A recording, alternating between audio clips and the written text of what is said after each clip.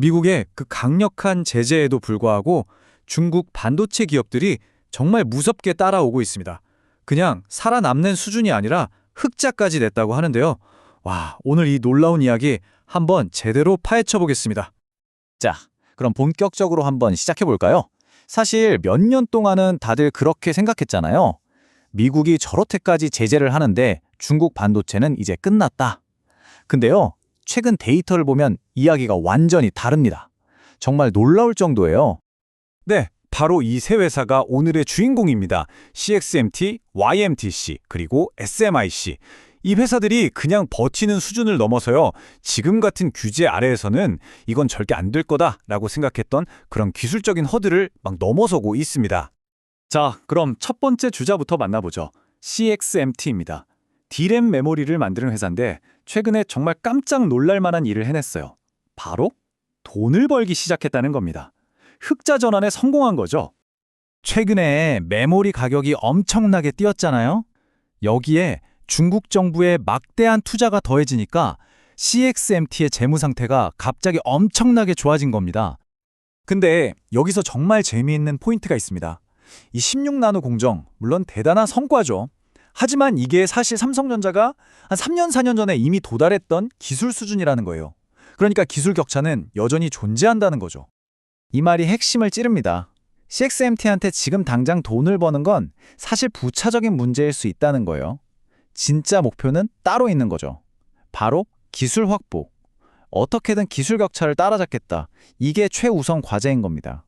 자, 다음은 YMTC입니다. 이 회사는 상황이 훨씬 더 심각합니다. 왜냐하면 미국의 제재 대상, 그러니까 엔티티 리스트에 올라가 있어서 최첨단 장비는 아예 구경도 못하거든요. 그런데도 YMTC는 정말 기발한 방법으로 이 장벽을 넘어섰습니다. X스태킹이라고 불리는 독자적인 설계 기술인데요. 쉽게 말해 하드웨어의 한계를 소프트웨어, 그러니까 설계 혁신으로 돌파해버린 겁니다. 이 표를 보시면 YMTC의 성과가 한눈에 들어옵니다. 무려 232단까지 쌓아 올렸어요. 이게 어느 정도냐면 삼성이나 마이크론과 거의 어깨를 나란히 하는 수준입니다. 물론 업계 1위인 SK하이닉스의 321단에는 아직 미치지 못하지만 장비가 막힌 상황에서 이 정도라니 정말 대단한 거죠. 이게 약간 비공식적인 구호 같은 건데요. 우리는 구형 DUV 장비로 만들 수 있는 건 다 만들어낸다. 이 말에서 그들의 어떤 도끼 혹은 절박함 같은 게 느껴지지 않으세요? 어떻게든 살아남겠다는 의지가 보이는 거죠. 자, 이제 마지막 주자입니다. 중국 파운드리의 최강자 SMIC인데요. 어쩌면 오늘 이야기 중에 가장 충격적인 내용일 수도 있습니다. 상상이나 하셨습니까? 최첨단 EUV 장비가 단 한 대도 없이 7나노 칩을 양산하는 데 성공했습니다. 이거는 업계에서는 거의 불가능하다고 봤던 일이거든요. 최신 스마트폰에 들어가는 바로 그 칩을 구형 장비로만 만들어낸 겁니다. 하지만 이 화려한 성공 뒤에는 아주 냉정한 현실이 숨어 있습니다. 바로 수율 문제입니다. 이 그래프를 보세요.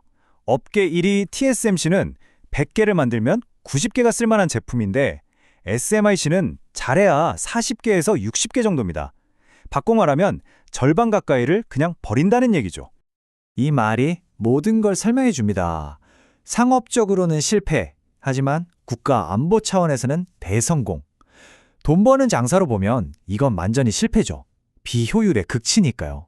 하지만 우리도 마음만 먹으면 첨단 칩을 만들 수 있다는 걸 보여줬다는 점에서 국가적으로는 엄청난 성공인 셈입니다.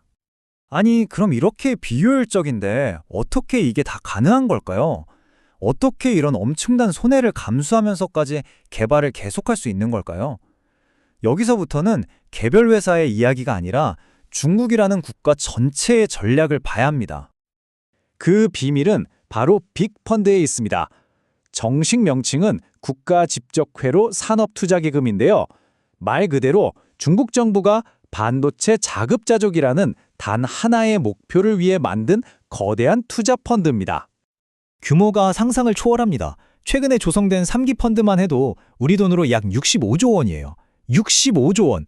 이게 어느 정도냐면 어지간한 나라의 1년 예산에 버금가는 돈을 그냥 반도체에 쏟아붓고 있는 겁니다.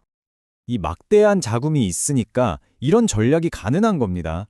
첫째, 일단 살아남는 게 최우선이다. 둘째, 수율이 낮고 비효율적인 건 국가 자본으로 메꾼다. 셋째, 이걸 바탕으로 결국에는 완전한 국내 반도체 생태계를 만들겠다. 수익성은 나중 문제인 거죠. 자, 그럼 마지막 질문입니다. 이렇게 이익보다 생존을 앞세우는 어찌 보면 시장 논리에 반하는 국가주도 전략이 과연 지금의 글로벌 반도체 시장 판도를 뒤흔들 수 있을까요?